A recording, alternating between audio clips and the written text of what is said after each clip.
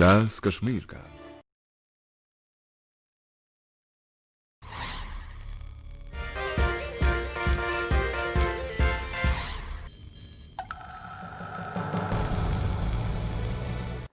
Hello dear students, this is Bashir Ahmed Khojri and this time with a lecture about agriculture for the students of class 10th. And this chapter is mentioned in the geography book of class 10th. इस chapter को हमने 3 parts में divide किया हुआ है और अभी इस क्लास में हम पार्ट 1 के साथ डील करते हैं। तो स्टार्ट करते हैं, आप लोगों से ही एक बात पूछते हैं कि अगर हम कश्मीरी किसी भी गांव या शहर में देखते हैं, अगर एग्रीकल्चर की बात करते हैं तो पहली बात है कि ये शहर में नहीं गांव में किया जाता है। It is practised mostly in villages. और कश्मीर में अगर देखते हैं श्रीनगर की सराउंडिंग से लेके up to the borders of Jammu and Kashmir state, Jammu and Kashmir UT, हर जगह आप देखते हो कि एग्रीकल्चर ही लोगों की मेन ऑक्यूपेशन है और यही हाल पूरे इंडिया का है। तो शॉर्ट में अगर हम देखते हैं, एज पर आवर बुक, हमारी बुक के मुताबिक जो डेटा अवेलेबल है, इंडिया का जो वर्क फोर्स है, about 50% of the work force of India is directly engaged in agricultural activities. तो how much? About 55% of Indian workforce, India का जो वर्क फोर्स है उसका 55% एग्रीकल्चर के साथ डायरेक्टली लिंक है और बहुत सारे हैं, many more people are indirectly dependent on the agricultural activities. अगर 55% डायरेक्टली है तो many more are indirectly dependent on agriculture. Next, India का एग्रीकल्चर अगर हम देखते हैं तो इट एंश्योर्स, ध्यान दो, इंडिया का एग्रीकल्चर जो है इट एंश्योर्स फूड सिक्योरिटी। जो इंडिया के लोगों को फूड सिक्योरिटी एंश्योर होती है, it is because of agriculture. So we can say that agriculture ensures food security. और एक चीज है कि when agriculture 55%, about 55% of the workforce is directly engaged in the agricultural activities. More people are indirectly dependent on the agricultural activities and it ensures food security. तो क्या, does it have any share in the country GDP, gross domestic production में क्या agriculture का कोई share है? और हमारी NCERT book से जब हम देखते हैं, ये याद रखो, अगर बुक में कहीं आए कि the share of agriculture in the GDP is, suppose कुछ भी डाटा दिया हुआ हो, ये याद रहे कि it changes from year two year, it changes. आपको वो नहीं याद रखना है कि हमारी बुक पे 3 साल पहले का दिया हुआ है कि जीडीपी में 26% सपोज, या 12% या 13%, 14%, जो भी है इट इज, तो आज भी हम वही याद रखेंगे, इट चेंजेस। तो अगर जनरली हम देखते हैं, it has a considerable contribution, हम बोल सकते हैं कंट्रीब्यूशन है कंट्री की जीडीपी पे, कंट्रीब्यूशन ऑन जीडीपी। लेकिन एग्जैक्ट एक ही डेटा लेके हम सालों नहीं चल सकते हैं। हर साल जो इकोनॉमिक सर्वे ऑफ इंडिया आती है और रिपोर्ट आता है वो उस साल के लिए वैलिड होता है एंड ये आपको हर साल देखना पड़ेगा कि how much share in the country GDP is from the agriculture. तो इन शॉर्ट, जीडीपी में भी एक हिस्सा, कंसिडरेबल कंट्रीब्यूशन एग्रीकल्चर की। It ensures food security in India. 55% workforce directly linked or directly engaged in the agricultural activities. More people are indirectly dependent on the agriculture. Keeping these things in mind, इन चीजों को अगर हम देखते हैं, we can conclude, हम safely बोल सकते हैं कि India is predominantly an agricultural country. तो एक पॉइंट है कि how can we justify India, justify the statement that India is a agricultural country. तो ये क्लियर हुआ, India is a agricultural country. तो इसके फेवर में हमने 4 बातें बोली। नेक्स्ट पॉइंट जो हम यहां लाते हैं, ध्यान दो, आपसे ही कुछ क्वेश्चंस पूछता हूं, ध्यान रहे, ध्यान दो। जब हम सुबह नींद से जागते हैं तो क्या क्या करते हैं? मुंह से हाथ मुंह धोया या नहाया, नहाने के बाद हम क्लॉथ, कपड़ा चेंज करते हैं, वी चेंज द क्लोथ्स, हमने कपड़े चेंज किए। उसके बाद we Kashmiris usually we take tea, ठीक है, टी के साथ चपाती, ठीक है। और कहीं कहीं कहीं जम्मू रीजन में अगर हम देखते हैं तो यहां कुछ वेजिटेबल्स भी खाते हैं, वेजिटेबल्स, ठीक है। फिर दोपहर के खाने में हम क्या करते हैं? ध्यान दो, दोपहर के खाने में यूजुअली राइस है, राइस, उसके बाद राइस के साथ भी कुछ वेजिटेबल्स, ध्यान रहे, वेजिटेबल्स। वेजिटेबल्स के बाद अगर हम देखते हैं, हो गया खाना और चाय, और हम क्या करते हैं? खाना चाय ये तो हो गया, और भी कुछ चीजें हैं जो हम करते हैं, जैसे फ्रूट्स, फ्रूट्स हम खाते हैं, या जनरली हम पल्सेस भी खाते हैं, सीरियल्स। कहां से आते हैं ये चीजें? क्लोथ्स कहां से बने? अगर हम मेरी शर्ट देखो, इस पे लिखा है पीछे से 100% कॉटन, तो एक कॉटन कहां से आया? ध्यान रहे, क्लोथ्स अगर एक कॉटन का बना है, if it is made of cotton, तो cotton is an agricultural product. हमारे पास देखो बैग यूजुअली या रोप्स यूजुअली वो एक फाइबर से बने होते हैं, दैट इज कॉल्ड जूट। और जूट जो है, it is an agricultural product, jute it is an agricultural product, ये भी एग्रीकल्चरल प्रोडक्ट है। हमने चाय पी, टी पी, मॉर्निंग में या इवनिंग में, या जब भी हम कहीं जाते we prefer to have tea, तो ये टी जो है it is an agricultural product, ये भी है। चपाती या तो जिस किसी चीज की भी बनी हो, चाहे आपने किसी भी आटे की बनाई हो, होल व्हीट हो, फाइन आटा हो, चक्की आटा हो, मल्टीग्रेन आटा हो, तो है निकला कहां से? एग्रीकल्चरल प्रोडक्ट ये भी है। वेजिटेबल्स भी एग्रीकल्चर से ही आई है, राइस भी एग्रीकल्चरल प्रैक्टिस का ही फल है। Vegetables agriculture, fruit agriculture, pulses agriculture, cereals agriculture. तो इट मीन्स एग्रीकल्चर प्रोवाइड्स, क्या देता है? इनमें से देखो, इन्हीं चीजों को अगर आप जान से देखो, जरा क्लासिफाई हम कर लेंगे। फूड आइटम्स यहां क्या थे? फूड आइटम्स, फूड आइटम्स में राइस आया, फूड आइटम्स में wheat, pulses, cereals, fruits, tea भी आई इसी के साथ। तो ये वाली चीज है, that means agriculture provides food items. क्या फूड आइटम्स के बगैर एग्रीकल्चर कुछ और हमें देता है? ध्यान दो, वही बात मैं रिपीट कर रहा हूं, my shirt it is made up of cotton.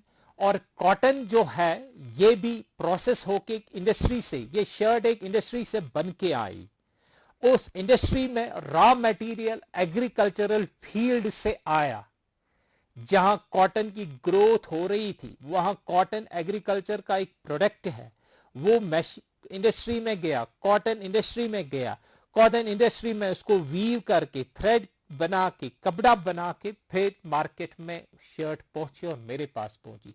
That means उस कॉटन टेक्सटाइल इंडस्ट्री के लिए एग्रीकल्चर ने प्रोवाइड क्या किया? Raw material. हाँ, that means this agriculture provides raw material to certain industries. Agriculture provides एक तो food item and it also provides raw materials to many industries. कुछ इंडस्ट्रीज के लिए रॉ मटेरियल भी एग्रीकल्चर से ही आता है. जूट इंडस्ट्री के लिए रॉ मटेरियल इंडस्ट्री से आया, ये रॉ मटेरियल एग्रीकल्चर से आया. कॉटन टेक्सटाइल मिल्स के लिए एग्रीकल्चर से ही रॉ मटेरियल आया. सिल्क इंडस्ट्री के लिए एग्रीकल्चर से ही रॉ मटेरियल आया. दैट मीन्स दो चीजें तो यहां क्लियर हुई कि एग्रीकल्चर क्या देता है हमें. पहली बात, food, it provides food, it provides raw materials for to many industries. और एक बात है, जब हमने ये बात की कि 55% of the Indian work force is directly associated or dependent on the agriculture and more are indirectly dependent on the agriculture, so can't we say it provides employment? Agriculture provides employment. ये employment भी उन लोगों को देता है who are directly dependent on it. अगर employment है, that means it is a source of livelihood. Agriculture is a source of livelihood. हो गया. सो एग्रीकल्चरल कंट्री इंडिया को क्यों कहेंगे, ये जस्टिफाई हो गया. उसके बाद एग्रीकल्चर से हमें मिलता क्या क्या है? Food, raw material, employment, is a source of livelihood to many people.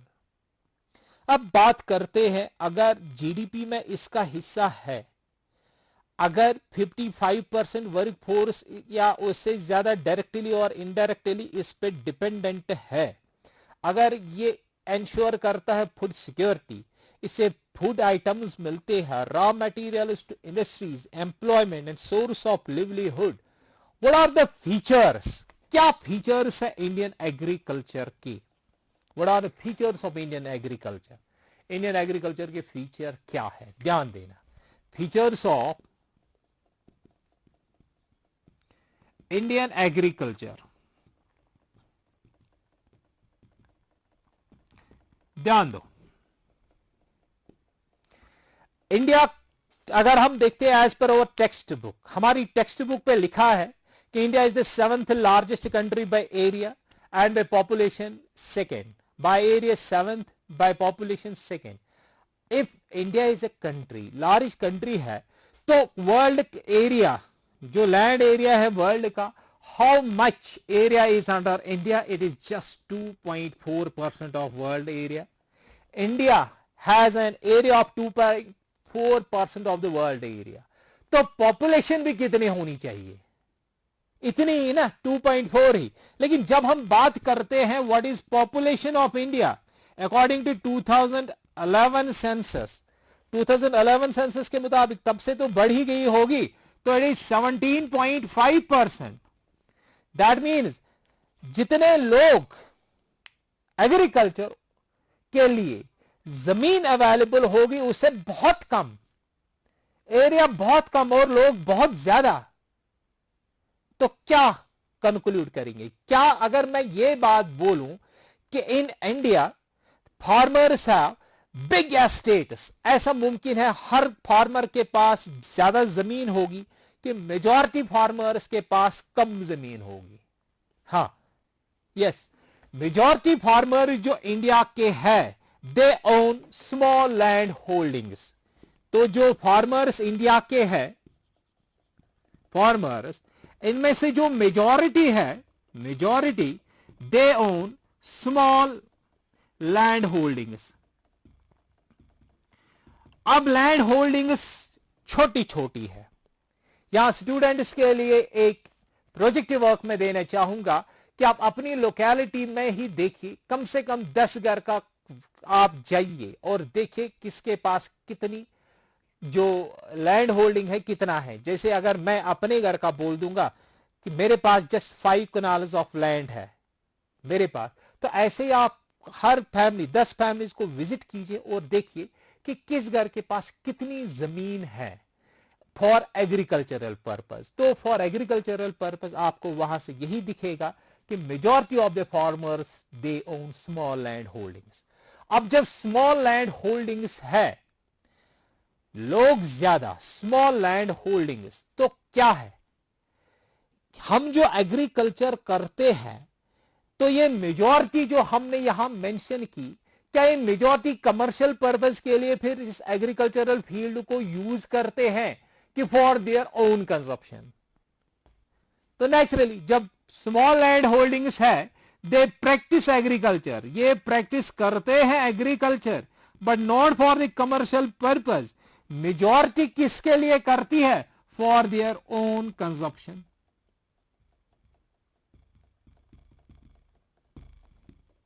और यहां से एक और बात कि हम यहां पूरे इंडिया में जो एग्रीकल्चर करने वाले लोग हैं, यूजुअली एग्रीकल्चर जो करता है ऐसा माना जाता है जैसे एजुकेशन से बाहरी फील्ड है।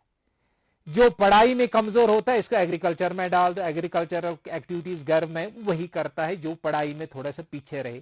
और जो ही हम किसी बच्चे को एग्रीकल्चर काम देते हैं वो पढ़ाई से पीछे रहता है। जो ये एग्रीकल्चर एजुकेशन से हट गया है, इससे क्या हुआ कि अनपढ़ लोग ज्यादातर एग्रीकल्चरल प्रैक्टिस इंडिया में ज्यादा अनपढ़ लोग ही इसमें इन्वॉल्व है। और बिकॉज ऑफ दैट थिंग जब एजुकेटेड लोग एग्रीकल्चर के साथ ज्यादा इन्वॉल्व नहीं है तो उसे क्या हुआ, हमारे फार्मर जो है they practice as old practice. Agriculture वो करते हैं लेकिन जो मेथड्स है they are as old traditional methods. कोई मॉडर्न साइंटिफिक टूल्स वो ज्यादा यूज नहीं करते, दे प्रेफर कि हम पुराने मेथड से ही एग्रीकल्चर करें। So because of the non utilization, fully non utilization of the agricultural technologies, new inventions, new innovations in agricultural practices, हमारे देश में क्या होता है कि लोग प्रोडक्टिविटी जो एग्रीकल्चर की है वो कम है। तो एक और फीचर है कि जो प्रोडक्टिविटी है, प्रोडक्शन है, प्रोडक्टिविटी दैट इज लो। और लो क्यों है? एक रीजन है कि हम नए मेथड, साइंटिफिक मेथड्स अप्लाई नहीं करते हैं। एक रीजन है ये लो होने का, ये भी हो सकता है कि यहां ज्यादातर गरीब किसान जो है they are unable to invest agriculture में। पहले तो इन्वेस्ट कर रहे हैं, जैसे आपको फर्टिलाइजर्स लाने हैं, आपको वीडिसाइड्स लाने हैं, पेस्टिसाइड्स लाने हैं, आप जो इट इज जो गरीब लोग हैं, गरीब किसान है, दे आर अनेबल कि वो ये सारी चीजें इसमें डाल दें। सो because of lack of capital, because of lack of capital with the farmers, they are unable to invest initially on different requirements of the agriculture। तो यहाँ की प्रोडक्टिविटी कम है। because of the lack of the storage facilities, यहाँ production कम है। and one more thing, हमारा agriculture जो India में है, it is mainly dependent on the monsoons, it is mainly dependent on monsoons। News में हम यूजुअली सुनते हैं इस साल मॉनसून फेल हुए, एग्रीकल्चरल प्रोडक्शन डाउन हुई, फूड ग्रेन्स की प्रोडक्शन कम हुई।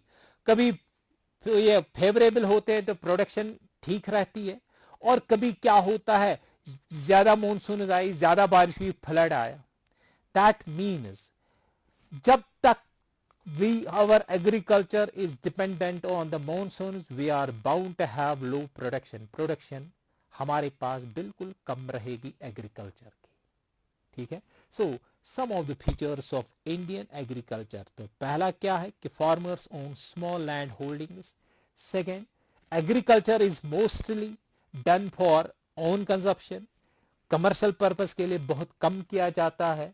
और जो लोग क्या करते हैं, मॉडर्न मेथड्स एग्रीकल्चर में अप्लाई नहीं करते हैं, जिसकी वजह से एग्रीकल्चरल प्रोडक्शन डाउन है। और एक फीचर हम बोलते हैं कि यहाँ का एग्रीकल्चर जो है मोस्टली, ये नहीं कि हर जगह, mostly it is dependent on the monsoons. ठीक है, तो नेक्स्ट जो है इसी चैप्टर में हमें वो है, ध्यान दो, वो हमें है plantation farming. Plantation farming, plantation farming के लिए मैं आपको एक छोटी सी कहानी सुनाऊंगा। मेरा एक कोलीग है, he is also a teacher, जिसका नाम है Mir Ashraf, from A small village. का गांव का नाम है माझामा, और ये माझामा गुलमर्ग रोड पे पड़ता है, near railway station Mazhama, some 17 kilometers from Srinagar. इस मीर अशरफ के पास एक एप्पल ऑर्चर्ड है, एप्पल बाग एक है जिसमें एप्पल ट्री उगते हैं on a land of 17 canals.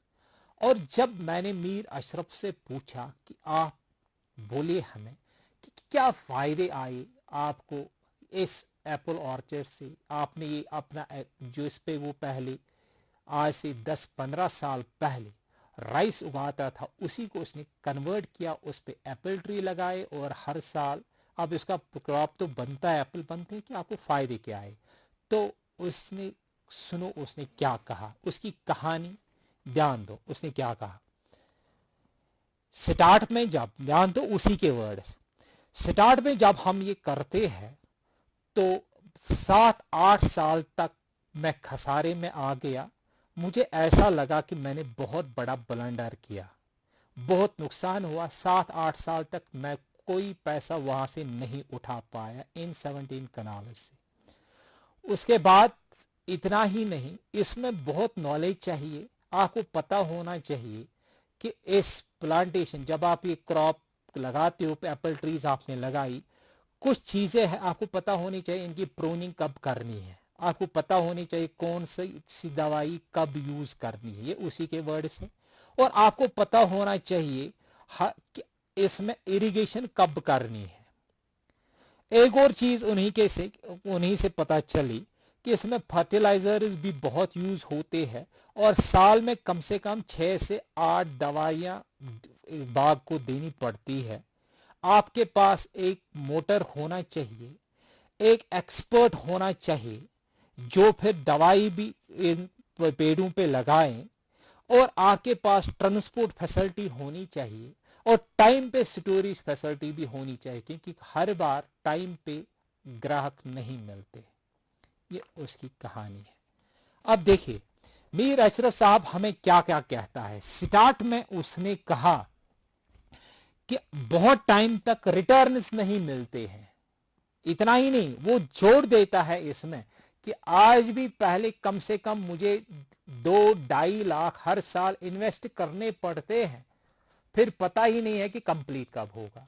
तो दैट मीन्स ये प्लांटेशन जो है it is capital intensive. Plantation farming is capital intensive. दूसरा इसने बात बोली कि पता होना चाहिए कब क्या करना है, कब कौन सी दवाई लगानी है। दैट मीन्स इट डिमांड्स, ये डिमांड करता है managerial abilities, managerial ability. It demands technical know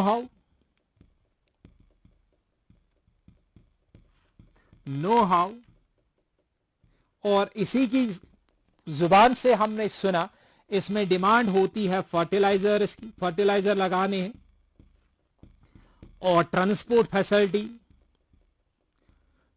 cold storage, और सोफिस्टिकेटेड मशीनरीज। ये एप्पल ऑर्चर्ड की बात है। लेकिन हमने ऊपर बात क्या की, प्लांटेशन फार्मिंग।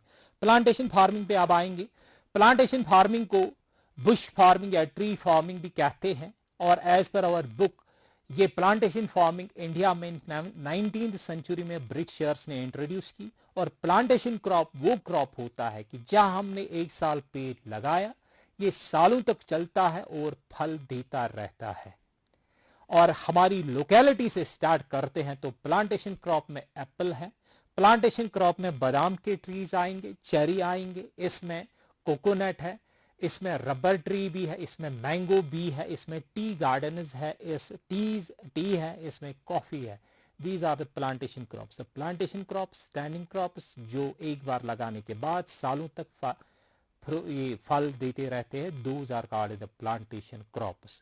और प्लांटेशन क्रॉप्स क्या डिमांड करते हैं? Capital, these are capital intensive, they demand managerial ability, they we should know the technical know how, इन्हें कब क्या बाग में करना है, फर्टिलाइजर्स यूज करने पड़ते हैं, ट्रांसपोर्ट फैसिलिटी होनी चाहिए, कोल्ड स्टोरेज फैसिलिटी होनी चाहिए, और उसके बाद सोफिस्टिकेटेड मशीनरी आपके पास होनी चाहिए। These are the essential requirements of plantation cropping in plantation cropping.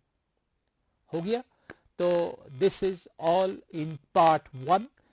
Part 2 and part 3 में जब टाइम मिलेगा तो इंशाल्लाह बहुत अच्छी तरह से कोशिश कर लेंगे कि इस एग्रीकल्चर चैप्टर को एंड तक ले जाएंगे। Thank you.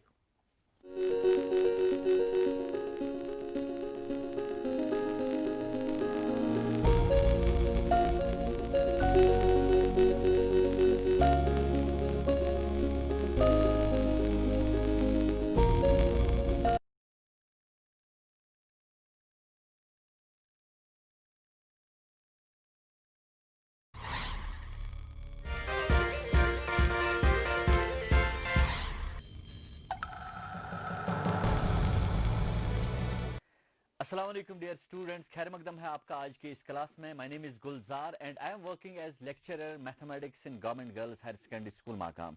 डियर स्टूडेंट्स, आज हम 10th मैथमेटिक्स का एक इम्पॉर्टेंट टॉपिक यहाँ पे डिस्कस करेंगे, पढ़ेंगे। वो है सेक्शन फार्मूला। कोऑर्डिनेट ज्योमेट्री एक चैप्टर है, वहाँ पे हम सेक्शन फार्मूला पढ़ते हैं या सेक्शन फार्मूला हम लर्न करते हैं। वही हम आज यहाँ पे भी डिस्कस करेंगे इस क्लास में। तो डियर स्टूडेंट्स, जब हम कोऑर्डिनेट ज्योमेट्री की बात करते हैं, आपने प्रीवियस क्लासेस में देखा होगा कि कोऑर्डिनेट्स जब हम ड्रॉ करते हैं, एक्स वाई कोऑर्डिनेट ड्रॉ करते हैं, तो अगर हमारे पास एक कोऑर्डिनेट है एक्स एंड वाई, एक पॉइंट है जिसके कोऑर्डिनेट्स एक्स एंड वाई है, तो हम एक्स एक्सिस पे एक्स जाते हैं और यहाँ पे तक हम x जाते हैं, उसके बाद हम y एक्सिस पे हम y चले जाते हैं, फिर जहां पे ये मीट करते हैं ये परपेंडिकुलर्स, उसको हम, उस कोऑर्डिनेट को, उस पॉइंट को हम xy कोऑर्डिनेट कहते हैं। ठीक है, तो ये आपने ऑलरेडी प्रीवियस क्लासेस में पढ़ा है। तो आज हम इस क्लास में क्या पढ़ेंगे? आज हम सेक्शन फार्मूला पढ़ेंगे। सेक्शन फार्मूला मैं आपको बताऊंगा क्या है, what actually section formula states. Section formula के मुताबिक अगर हमारे पास दो पॉइंट्स हैं, मान लीजिए ए पॉइंट है x1 and y1 and we have another point यहां पे जिसके कोऑर्डिनेट्स हैं x2 y2। ठीक है, और ये मैं ज्वाइन करता हूं। ठीक है, अगर इन दो पॉइंट्स के बीच एक पॉइंट है C which divides AB in the ratio of m is to n, यानी अगर दो पॉइंट्स है A एंड B जिनके कोऑर्डिनेट्स दिए हुए हैं और इनके बीच में एक पॉइंट है C जो इस लाइन सेगमेंट AB को कट करता है in the ratio of m is to n, then the coordinates of C are mx2 plus nx1 divided by m plus n। ये है x कोऑर्डिनेट उस C का, और y क्या होगा? y होगा my2 plus ny1 divided by m plus n। Dear students, ये है सेक्शन फार्मूला। तो उम्मीद है आपने समझ लिया होगा what actually section formula states.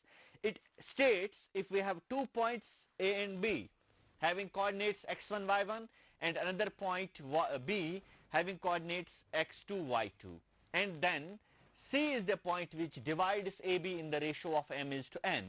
We have to find out the coordinates of C, and that is what section formula is all about.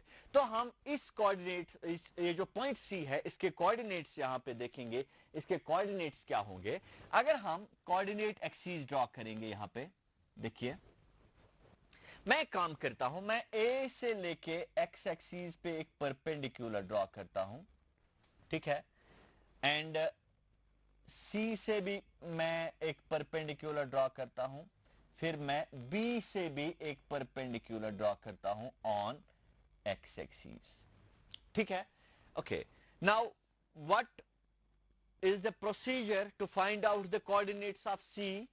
देखिए जब मैंने परपेंडिकुलर्स ड्रॉ किए तो इन पॉइंट्स के मैं नाम दूंगा जहां पे ये एक्स एक्सिस को कट करते हैं। This is X axis and let's name this as Y axis, this is the origin, ठीक है। अगर इस पॉइंट के कोऑर्डिनेट्स हैं x1 y1, दैट मींस ये मैं लेता हूं D E and F, then OD is x1. The distance from O to D is x1 because coordinates of A are x1 y1. इसके बाद ये जो डिस्टेंस होगी this will be y1, ठीक है। अब यहां पे आते हैं, ये OF जो होगा ये x2 के बराबर होगा, this is x2. And what about BF? BF is y2, ठीक है। Now I take coordinates of C as, क्योंकि coordinates of C हमें ढूंढने हैं ना, let the coordinates of C are, let coordinates of C are x, y and z, and we will try to find out the values of x, y and z. अगर मैं इसके coordinates मानूंगा, ये लिखूंगा मैं C एंड इसके coordinates x, y, z 3 dimensional में हम यूज करते हैं, यहां पे हम 2 डायमेंशनल ज्योमेट्री पढ़ते हैं, इसलिए हम z कोऑर्डिनेट यहां पे यूज नहीं करेंगे, will write x and y only, ठीक है। So let x and y be the coordinates of point C। इसके बाद हम क्या करते हैं, we draw the perpendiculars like this, ठीक है। इनके नाम मैं देता हूं, ये है G and this is H। अब देखिए अगर यहां पे हम देखेंगे इसके कोऑर्डिनेट्स है ना x और y, तो OE जो है वो x के बराबर होगा, ठीक है। What is CE? CE जो है वो सारा y के बराबर होगा, ठीक है। इसके बाद यहां पे अगर हम देखेंगे ये y है तो ये y1 है तो ये भी y1 होगा यहां से यहां तक, अब ये भी y1 होगा। अब देखिए ये पॉइंट अगर हम इस ट्रायंगल में यहां पे देखेंगे, what is DE equal to, DE is x minus x1, ये DE is equal to OE minus OD, ये सारा साइड या ये सारी लेंथ माइनस OD, तो हम लिख सकते हैं OE के बदले x माइनस x1। तो डियर स्टूडेंट्स हम बात कर रहे थे जब हम AP की बात करें, DE x माइनस x1 है, then we have AP is also x minus x1। अब देखिए ये जो CP है और CE टोटल है y, ये देखिए y और PE y1 है, तो ये जो CP होगा ये होगा y माइनस y1। अब हम इस ट्रायंगल पे आते हैं CHB, ठीक है। अगर हम इसमें BH देखेंगे, ये देखिए BF सारा जो है वो y2 के बराबर है और यहां से यहां तक अगर हम देखेंगे वो y के बराबर है, ठीक है। तो this will be y2 minus y, ठीक है। अब यहां ये अगर हम EF देखेंगे, EF is x2 minus x, this is also x2 minus x and this will be x2 minus x। अब देखिए यहां पे जब हम प्रूफ पे आते हैं और हम C के कोऑर्डिनेट्स देखेंगे, what are the coordinates of C। अगर हम देखेंगे इन ट्रायंगल APC, ये देखिए ट्रायंगल AP and C, ये छोटा triangle AP and C, this one, and also in triangle CHB, and I write triangle CHB, this triangle जो इस corner पे है, ठीक है। अगर हम यहां पे देखेंगे the two triangles are similar, you can check it easily, the two triangles are similar, and similarity में हम चाहे ए कॉन्सेप्ट यूज करें या कोई भी कॉन्सेप्ट, यहां पे अगर आप देखेंगे ये एंगल जो है ये भी 90 है, ये एंगल एच जो है ये भी 90 है, इसके बाद जो ये एंगल और ये एंगल जो है ये भी आपस में बराबर है, then we can conclude by a action because there is a criteria of similarity that is a when two angles of a triangle are equal to the two angles of another triangle, then the two triangles are said to be similar. यहाँ पे भी angle 1 angle 2 के बराबर है और angle 3 यहाँ पे angle 4 के बराबर है, then we can say the two triangles are similar. Dear students, जब ये दो triangles similar है तो सिमिलर ट्रायंगल्स में आपने पढ़ा होगा कि जब टू ट्रायंगल्स सिमिलर हैं then their sides are proportional, तो इन दो ट्रायंगल्स के साइड्स भी प्रोपोर्शनल होंगे। प्रोपोर्शनल मतलब हम लिख सकते हैं AP डिवाइडेड बाय ये जो साइड लिया मैंने AP यानी बेस, इसको मैं रेशो ले सकता हूं CH के साथ, CH इज इक्वल परपेंडिकुलर यानी CP डिवाइडेड बाय यहां का perpendicular, that means BH, that is equal AC यानी hypotenuse divided by CB, this is CB, ठीक है। तो हमने यहां पे बेसिक प्रोपोर्शनलिटी थ्योरम का कॉन्सेप्ट यूज किया या सिमिलरिटी का कॉन्सेप्ट यूज किया कि जब दो ट्रायंगल सिमिलर हैं then the sides are proportional. तो अब देखिए AP जो है AP वो है x माइनस x1 के बराबर। Now what is CH equal to, CH वो है x2 minus x is equal to, अब देखिए CP, what is CP, CP is this side, यहां पे है ये point CP, CP is y minus y1 divided by what is BH, BH this is BH, opposite side I can write it as y2 minus y। इसके बाद देखिए AC, AC हमने लिया है M, then we have CB or you can say BC that is equal to N। तो ये हमने basic proportionality theorem use की। हम फर्दर सिंपलीफाई करते हैं इन दोनों इक्वेशंस को, हम लिख सकते हैं x minus x1 divided by x2 minus x is equal to m by n. I take first and third, then I can take second and third, y minus y1 divided by y2 minus y is equal to m by n। पहले हम ये simplify करेंगे थोड़ा सा, अगर हम cross multiplication करेंगे this becomes nx minus nx1 is equal to mx2 minus mx, ठीक है।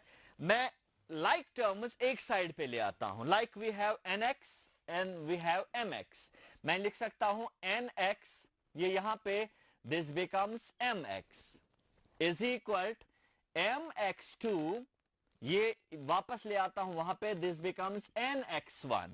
तो यहां और यहां अगर आप देखेंगे यहां पे x है, दोनों टर्म्स में common, I can take common terms out, I can write x into m plus n or you can say n plus m is equal to mx2 plus nx1। यहां पे मैं इसके बाद लिखता हूं, अब देखिए what is x equal to, x is mx2 plus nx1 divided by m plus n। Similarly dear students, अगर हम ये इक्वेशन सॉल्व करेंगे क्रॉस मल्टीपल करके हम इस इक्वेशन को सॉल्व कर सकते हैं, तो क्या करेंगे हम, we will multiply it, this is yn और you can say ny, then we have minus ny1 is equal to my2 then minus my, ठीक है। अगेन इस इक्वेशन में भी लाइक टर्म्स में एक साइड पे ले आऊंगा, आई कैन राइट ny ये इस side this becomes plus my. On the right we have my2 plus my1. ठीक है, अब y यहां भी है और यहां भी है. I can take it out. I can write m into m plus n. Sorry, this is y into m plus n. It becomes my2 plus, this is here ny1. ny1. So what is the value of y? Y will be equal to my2 plus ny1 divided by m plus n. Dear students, इस तरह से हमने जो c के coordinates लिए थे x और y, इसके कोऑर्डिनेट्स हमें निकले x के बदले mx2 plus nx1 divided by m plus n, and then we have y equal to my2 plus ny1 divided by m plus n. Similarly, आप अगर कोई भी दो पॉइंट्स अगर दिए हुए हैं, you can find out the third point, coordinates of the third point, but subject to the condition आपको ये रेशो पता होना चाहिए वो c किस रेशो में उस लाइन सेगमेंट को डिवाइड करता है. न्यूमेरिकल एग्जांपल से मैं आपको समझाऊंगा कि कैसे हम कोऑर्डिनेट्स निकाल पाएंगे तीसरे पॉइंट के. यहां पे देखिए, अगर हमारे पास दो पॉइंट्स दिए हुए हैं, like we have two points, say A, this is 1 and 2, then we have B, this is 5 and 8. ठीक है, इन दो पॉइंट्स के बीच अगर मैं इसको लाइन सेगमेंट बनाऊंगा, इन पॉइंट्स को मिला के, अगर इन दो पॉइंट्स के बीच में एक तीसरा पॉइंट है C, जो इस लाइन सेगमेंट को कट करता है इन द रेशियो ऑफ 2:3, 2:3 या 1:2 या 2:4, वट एवर द रेशियो में बी. क्वेश्चंस में जनरली आपसे पूछा जाएगा, दो पॉइंट्स दिए हुए होंगे and you will have to find out the third point, लेकिन वहां पे रेशियो दिया हुआ होगा कि आप इस पॉइंट सी के कोऑर्डिनेट्स निकाल पाएंगे. ठीक है, देखिए हम कैसे निकालेंगे coordinates of point C, by using this section formula. ठीक है, ये देखिए, ये है x1, ये है y1, ये है x2, ये है y2. What is m here? M is 2. What is n here? N is 3. ठीक है, तो ये सेक्शन फॉर्मूला यूज करके हम कोऑर्डिनेट्स ऑफ C निकाल पाएंगे.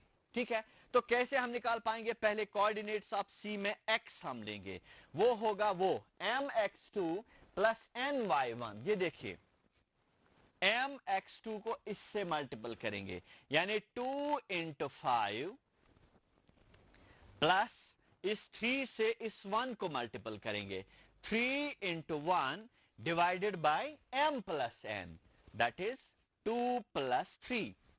इसके बाद देखिए y क्या होगा, y is इस 2 से फिर 8 को मल्टीपल करेंगे, 2 times 8 प्लस इस n से 3 से मल्टीपल करेंगे 2 को, 3 times 2, then we have 2 plus 3.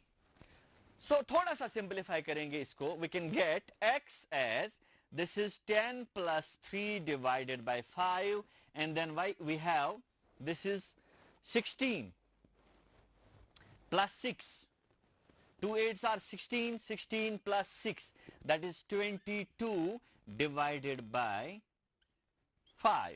So the coordinates of this C are, you know, x and y, so I can write it as 10 and 3 means 13 by 5, and then we have 22 by 5. ठीक है, this is how we can find out the coordinates of a point which divides the given line segment in the ratio of m:n, or in this case in the ratio of 2:3. ठीक है, dear students, यहां पे एक और conclusion हम निकाल सकेंगे.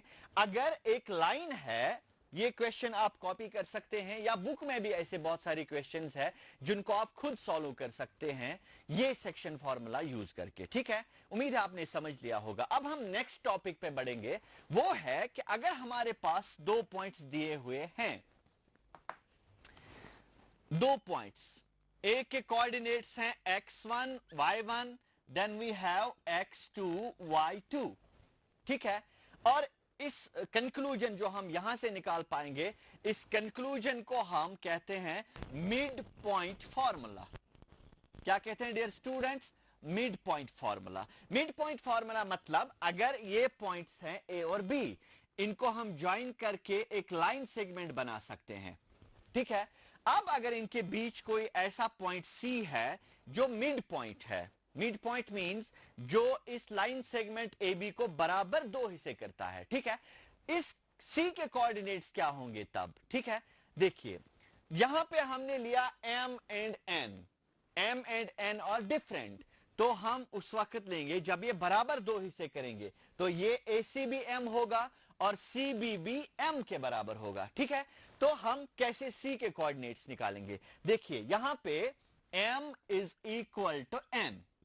ठीक है, देखिए यहां पे x क्या होगा? x will be mx2 plus दो nx1, लेकिन n भी इस वक्त m के बराबर है, तो मैं लिखूंगा mx1 divided by m plus m। इसके बाद y, देखिए y क्या होगा? y इज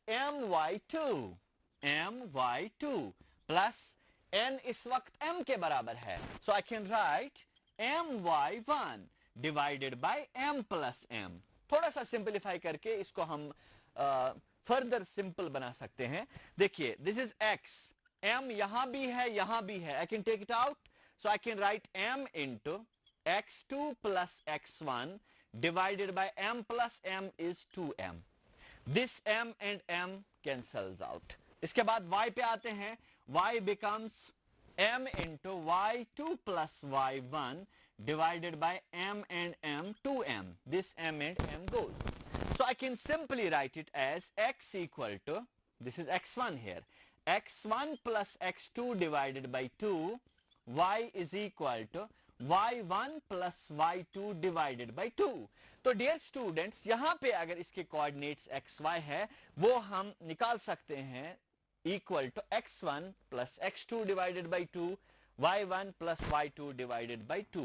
तब इस c के जो कोऑर्डिनेट्स होंगे वो होंगे x और y। वो क्या होगा? x1 plus x2 divided by 2, y1 plus y2 divided by 2।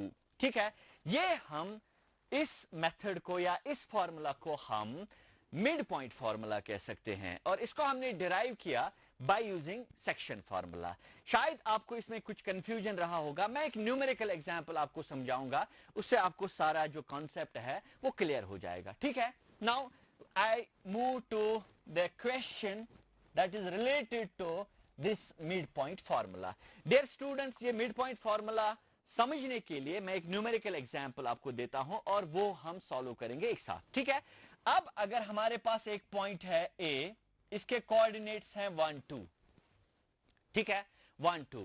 Let's take another point B whose coordinates are say -3 and 2 या -3 and say 4। These are two given points, and if we are supposed to find out the midpoint of this line segment AB, उसको हम कैसे निकालेंगे? देखिए, let's take this AB as line segment. अगर इनके बीच कोई point है C जो मिड पॉइंट है, मिड पॉइंट मतलब जो इस लाइन सेगमेंट AB को दो बराबर हिस्से करता है, दो बराबर हिस्सों में तकसीम करता है। What are the coordinates of that point C? Let's check. And we use this formula. Here x1 is, देखिए ये है x1, this is y1, this is x2, then we have y2। ठीक है, तो coordinates of C are, वो होगा x1 plus x2 divided by 2, then we have y1 plus y2 divided by 2। ठीक है, that is the coordinates of C are, देखिए x1 के बदले हैं 1, this is 1 plus -3 divided by 2, then we have y1 plus y2, that is 2 plus 4 divided by 2। थोड़ा सा simplify करते हैं इसको, I can write C के कोऑर्डिनेट्स जो होंगे -3 plus 1 is -2 divided by 2, then we have 6 by 2, this is 2 1s 2 1s 2 1s and 2 3s। तो coordinates of C जो होंगे वो होगा -1 and 3। तो ये है midpoint of this line segment A B.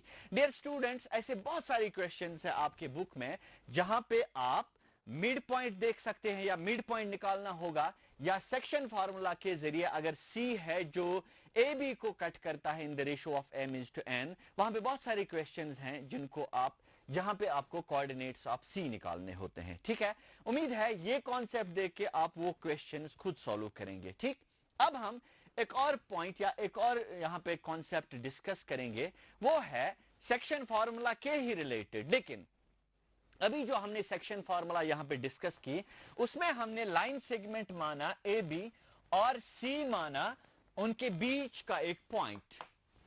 मान लीजिए ये था ए और ये बी, और जब हमने line segment A B join किया, इनके बीच हमने कंसीडर किया पॉइंट सी, और ये जो सी डिवाइड करता है ए बी को, इसको हम इंटरनल डिवीजन कहते हैं, because C lies between A and B.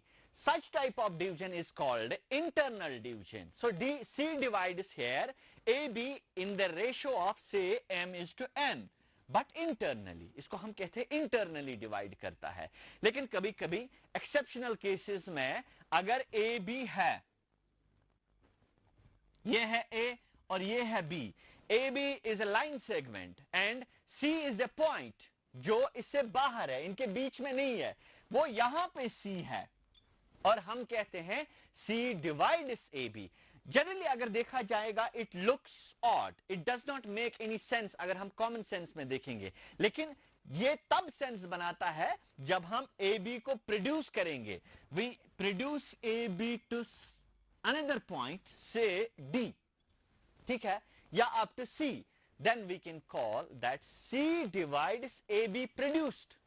Here is the point, C divides AB, but when AB is produced to another point, and this division is called external division. और अगर C divide करता है AB को in the ratio of m is to n, ये लिखते हैं हम m is to n। देखिए A से C तक अभी था m, then we have B से C तक n, इसके बाद हमने क्या किया, हमने इंटरनल डिवीजन यहां पे किया, लेकिन एक्सटर्नल डिवीजन में A से C तक हम लेंगे m और B से C तक हम लेंगे n। ये जो होगा यहां पे AB वो डिवाइड करेगा m माइनस n की सूरत में। ठीक है, उस सूरत में कोऑर्डिनेट्स ऑफ जो C होते हैं वो होते हैं mx2 minus nx1 divided by m minus n, and then we have my2 minus ny1 divided by m minus n। तो ये है section formula when C divides AB externally. Dear students, it was all for today.